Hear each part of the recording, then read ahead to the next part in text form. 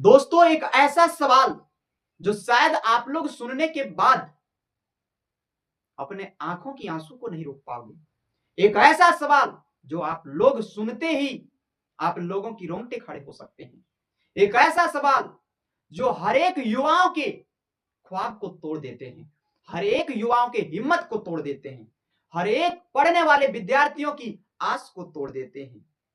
एक ऐसा सवाल जो उन गरीब घर के बच्चों के उम्मीद और हक को मार देते हैं।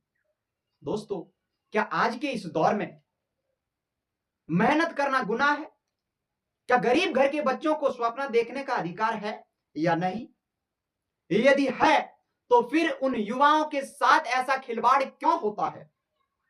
क्योंकि यहां मेहनत छात्र करते हैं और उनके भविष्य के साथ कोई और खेल जाते हैं। जी हां, आपने सही सुना। पेपर लीक के बारे में आज चर्चा करेंगे। पेपर लीक इस देश में एक ऐसा बीमारी बन चुका है जो बिल्कुल कोरोना वायरस की तरफ फैल रहे हैं और इसका इलाज बड़ी धीमी गति से हो रहा है।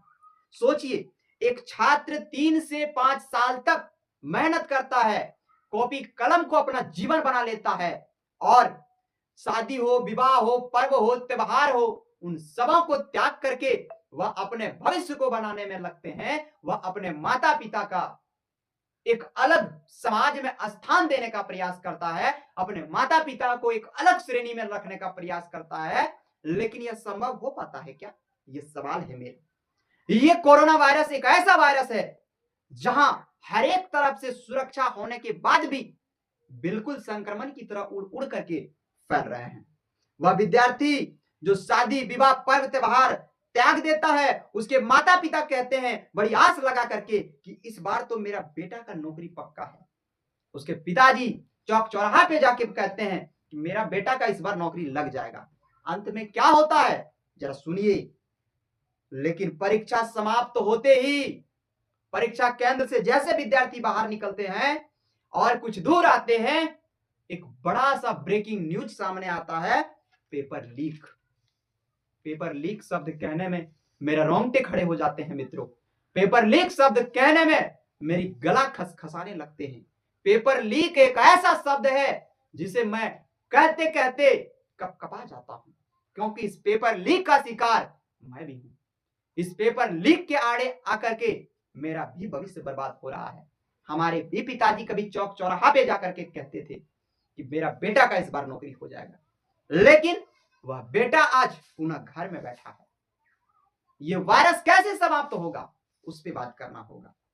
पेपर लीक केवल एक नोटिस नहीं है, एक ब्रेकिंग न्यूज नहीं है। वह पेपर लीक घर का भरोसा तोड़ देता है, एक मां की ममता, एक मां की उम्मीद तोड़ देते हैं, एक पिता का संघर्ष तोड़ देते हैं, एक विद्यार्थी का हिम्मत तोड़ देता है, एक विद्यार्थी का ढाढ़स तोड़ देता है। और फिर क्या होता है? वही होता है जो हर एक जगह देखे भी होंगे आप लोग, सुने भी होंगे कि क्या कहता है कि इस बार जो है दोषियों को बख्शा नहीं जाएगा, इस बार दोषियों को कड़ी से कड़ी सजा दिया जाएगा। क्या उसका पेपर मजाक है?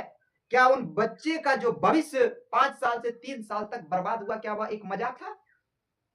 क्या आप उसके वह उम्र सीमा को लौटा करके देंगे? क्या आप उसके घर के उस दुख दर्द को बांटेंगे? नहीं बांटेंगे साहब। पेपर बनता है, पेपर सील होता है, पेपर जांच में जाता है, लेकिन फिर भी पेपर लीक हो जाता है। इसका जिम्मेदार कौन है? कौन है? जबकि सारी काम सरकार के हाथों ही होता है। मैं किसी एक को टारगेट नहीं कह रहा हूं, मैं किसी एक को नहीं कह रहा हूं, क्योंकि उसका शिकार खुद मैं हूं।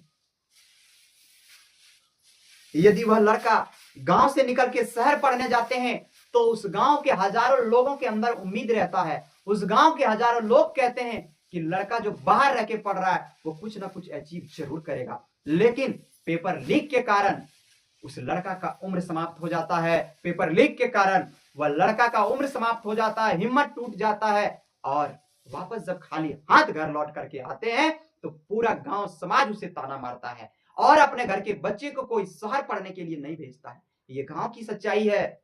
शायद आप लोगों को मजाक लग सकता है। तो यह पेपर लीक को कैसे रोका जाए? पेपर लीक सिर्फ एक खबर नहीं है, ये युवाओं के सपनों की हत्या है। पेपर लीक केवल एक खबर नहीं है, एक ब्रेकिंग न्यूज नहीं है, एक पिता का प्रयास का, संघर्ष का बलिदान है। ये कैसे सुधरेगा मित्रों, आप लोग कमेंट बॉक्स में जरूर अपनी राय दीजिएगा। जय हिंद, इनकलाब जिंदाबाद।